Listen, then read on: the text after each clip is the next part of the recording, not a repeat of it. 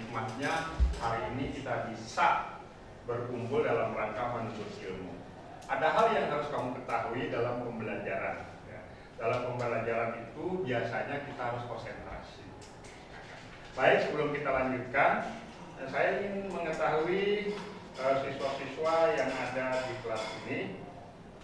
Aulia Deska Monika ada? Aulia. Terima kasih ya. Miami Arahap. Arahap dari Sumatera Utara ya? Oh, bukan, dari mana? Dari Rengas Dengklok? Oh bukan. Ini Arahap. Berikutnya Mutia Putri Damayanti. Mutia Putri Damayanti. Yang tidak hadir hari ini siapa? Semua. Ada yang belum terabsen? Sudah ya? Oke, terima kasih banyak. Nah ini saya berharap dari kelas ini harus masuk terus, karena pelajaran bahasa Indonesia itu pelajaran dulu mau ujian nasional ya.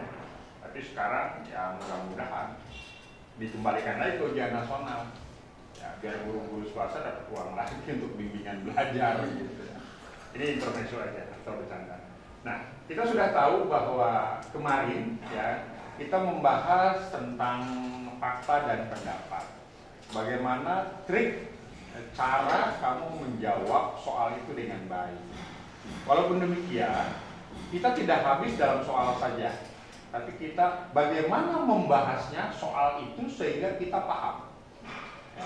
Sistem kita akan balik bahwa materi, sekarang kita tidak.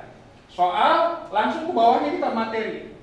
Ya, ke bawahnya kita materi. Jadi kamu tahu, oh materi model soal model seperti ini, materinya ini. Ya sistemnya sistem piramida terbalik lah, kalau kita katakan ya, sistem piramida terbalik. Untuk selanjutnya adalah kita membahas tentang argumentasi. Bagaimana kamu membuat sebuah argumentasi dengan cara yang baik, dengan cara yang baik. Kalau kita kemukakan bahwa ada sebuah pendapat, nah, dari pendapat ini kamu akan membuat sebuah argumentasi. Ya. Dari pendapat ini kamu akan membuat sebuah argumentasi. Ekspor yang dilakukan, ini ada pendapat. Ada pendapat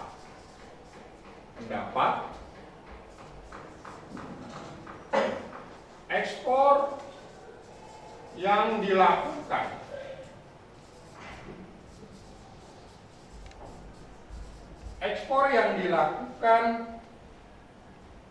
tidak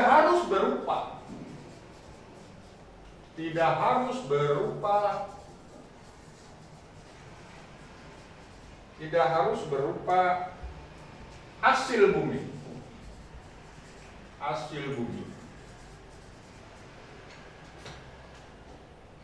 Seperti minyak bumi,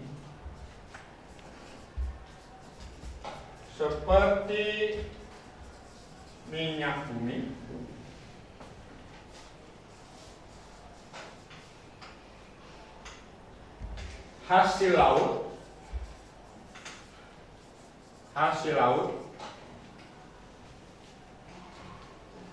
atau kayu.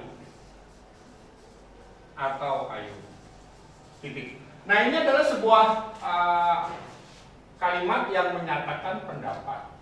Di dalam sebuah pendapat ini, ya kan, dia katakan bahwa ekspor yang dilakukan tidak harus berupa hasil bumi seperti minyak bumi, hasil laut ataupun kayu. Sekarang bagaimana kita berargumentasi dalam sebuah kalimat ini? Sekarang kita lihat argumentasinya. Argumentasinya. Baik. Ada sebuah pendapat, ekspor yang dilakukan tidak harus berupa hasil bumi seperti minyak bumi, hasil laut ataupun kayu. Ini adalah pendapat. Ini adalah kalimat pendapat. Nah, sekarang bagaimana kita argumentasinya? Saya ajarkan sama kamu, ya kan? Oh, selain ini kalau begitu, betul. Selain ini apa ya? Yang tidak termasuk hasil bumi. Ya kan? Yuk, siapa yang mau kasih argumentasi? Angkat tangan. Oke, kamu ya. Ayo silakan. Siapa nama kamu dulu sebutkan? Muhammad Subakti Ramadan. Oh ya, Ramadan bagus namanya Ramadan. Menurut argumentasi saya, dari pendapat itu, ekspor yang dilakukan tidak hanya hasil bumi, tetapi juga hasil budaya seperti kerajinan-kerajinan dan sumber daya manusia. Pak, saya ingin menambahkan argumentasi sebelumnya. Lanjut, silakan. Menurut saya, sumber daya manusia harus terus ditingkatkan untuk membuat produk-produk yang inovatif sehingga kita dapat mengekspor barang-barang berdaya saing yang tinggi. Itu bagus sekali itu. Ada dua argumentasi, ya kan, yang sangat baik. Tapi bagaimana caranya kita sekarang menggabungkan argumentasi yang pertama dan argumentasi yang kedua sehingga menjadi sebuah kalimat yang efektif. Oke? Oke. Baiklah, tadi sudah saya lontarkan bagaimana cara membuat sebuah argumentasi. Dari sekian siswa yang berargumentasi, yang paling penting adalah kamu mengkomunikasikan sebuah argumentasi dengan baik. Untuk itu, saya akan menyimpulkan bagaimana cara menarik sebuah argumentasi dari pendapat yang sudah ada. Argumentasi itu nggak perlu pas-pas amat, ya. Nggak perlu pas banget kata anak sekarang. Ya kan? Jadi asal ya katakanlah kena, nanti kita perbaiki kalimat-kalimatnya, ya kan? Menggunakan kalimat yang baik, kalimat yang efektif. Jadi dari sebuah pendapat, ekspor yang dilakukan tidak harus berupa hasil bumi seperti minyak bumi, hasil laut atau kayu. Bagaimana argumentasi kita, Pak? Argumentasi kita sederhana sekali kalimat efektifnya, ya kan? Di samping hasil bumi, alangkah lebih bijaksananya apabila kita menggenjot pengiriman barang ke luar negeri berupa sumber daya manusia dan barang-barang kerajinan yang dibuat di Indonesia, sehingga hasil bumi yang ada di Indonesia tidak terkeruk habis ke luar negeri. Selama ini kan kita tahu bahwa hasil bumi yang ada di Indonesia kita kirim karena sangat mudah, ya kan. Tapi bagaimana kita meningkatkan sumber daya manusia, ya, agar kalian di sini, ya kan, agar manusia itu atau penduduk Indonesia berkreatif, membuat kerajinan, ya kan, membuat keindahan-keindahan yang ada di Indonesia kita bisa kirim ke luar negeri, yang menghasilkan uang. Contoh lagi adalah pariwisata. Bagaimana pariwisata itu kita genjot untuk mendapatkan devisa, ya kan?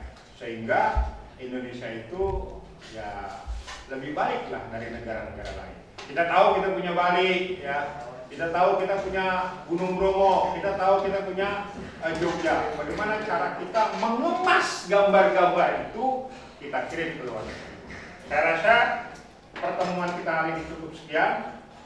Lebih kurangnya mohon maaf. Yang baik-baik datang dari Allah, yang kurang baik datangnya dari diri saya pribadi. Wassalamualaikum warahmatullahi wabarakatuh. Waalaikumsalam warahmatullahi wabarakatuh.